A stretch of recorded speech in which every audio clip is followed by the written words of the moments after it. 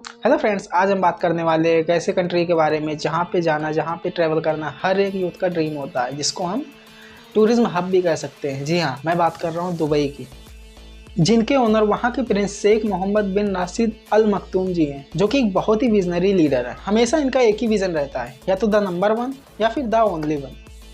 अगर मॉल बनाएंगे तो दुनिया का सबसे बड़ा मॉल द दुबई मॉल बना देंगे। अगर टावर बनाएंगे तो वर्ल्ड का सबसे लंबा टावर बुर्ज खलीफा बना देंगे। और अगर होटल बनाएंगे तो दुनिया का सबसे लग्जीरियस होटल बुर्ज अल अरब बना देंगे, जिसमें एक आम आदमी बिना बुकिंग के एंट्री भी नहीं ले सकता। इनकी प्रॉब्लम पता है क्या है? ये या फिर द नंबर वन रहेंगे या फिर द ओनली वन रहेंगे हमेशा से।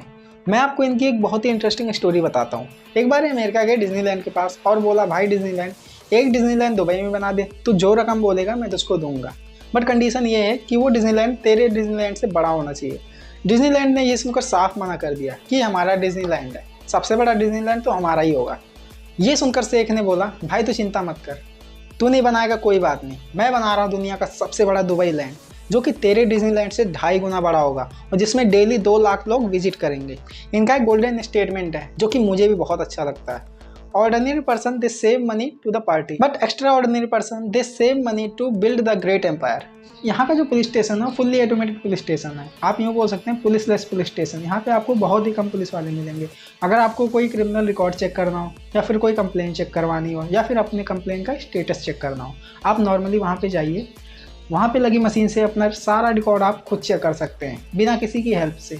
इससे वहाँ की सरकार को एक बहुत ही बड़ा बेनिफिट होता है। वो ये है कि जो पुलिस वालों पे लगने वाले मैन पावर के एक्सपेंस है वो बहुत ही कम हो जाते हैं। और ऐसा माना जाता है कि जो दुबई की पुलिस होती है बहुत ही रिच होती है। वहाँ पे जो उनको सर्विसेज मिलती हैं, जो फैसिलिटी मिलती है, बहुत ही वीआईपी होती है। और जो उनकी गाड़ियाँ होती है वो इतनी एक्सपेंसिव होती हैं कि शायद इंडिया में एक नॉर्मल पर्सन अफोर्ड भी ना कर सके। बिजनेस और टूरिज्म की वजह से यहाँ पे काफ़ी लोग रहते हैं। अभी अगर मैं बात करूँ प्रेजेंट टाइम में दुबई की जो पॉपुलेशन है अप्रॉक्स 35 लैक्स है, जिसमें से अगर मैं बात करूं जो वहाँ की इमराती सिटीज़न है वो ओनली 3 लैक्स है। बिकॉज दुबई हर किसी को अपनी सिटीजन प्रोवाइड नहीं करती। वहाँ के जो सिटीजन पर्सन होते हैं वो मोस्टली अरबी होते हैं। दुबई के सिटीजन को पाने का जो रूल और रेगुलेशन है बहुत ही स्ट्रिक्ट है, जिसमें से एक रूल को मैं आपके सामने डिस्कस करता हूँ।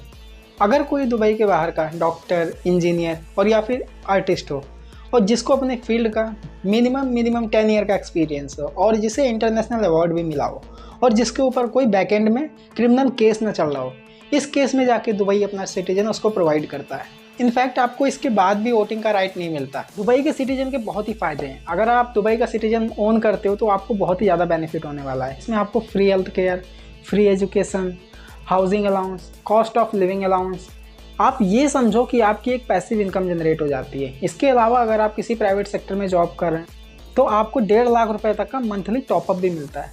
और इसके बाद भी अगर आपके पास ज़मीन नहीं है तो आप गवर्नमेंट से रिक्वेस्ट कर सकते हैं। हो सकता है, चांसेस है कि आपको वो ज़मीन भी प्रोवाइड करते हैं दुबई में। आप यूँ समझो कि एक दुबई का पर्सन जो वहाँ की सिटीजन ओन करता है वो पैदा होते ही बिना कुछ किए मिलियनर बन जाता है। और ये सारी फैसिलिटी दुबई की गवर्नमेंट इसलिए प्रोवाइड करती है कि वहाँ की पब्लिक हमेशा खुश रहे। अगर दुबई की पब्लिक खुश रहेगी तो कभी भी डेमोक्रेसी को लेकर बातें नहीं उठेंगी। एक बार सन 2011 में पूरे मिडिल ईस्ट में डेमोक्रेसी को लेकर प्रोटेस्ट हो गया था, बट दुबई में एक भी प्रोटेस्ट नहीं हुआ था बिकॉज वहाँ की जो सिटीजन है अपनी पर्टिकुलर सिस्टम को चेंज नहीं होने देना चाहती थी। मुझे तो दुबई में मिलने वाली ये फैसिलिटी बहुत ही अच्छी लगी। आपको कैसा लगा आप मुझे कमेंट बॉक्स में बता सकते हैं। You can share the video to spread the awareness. Thank you.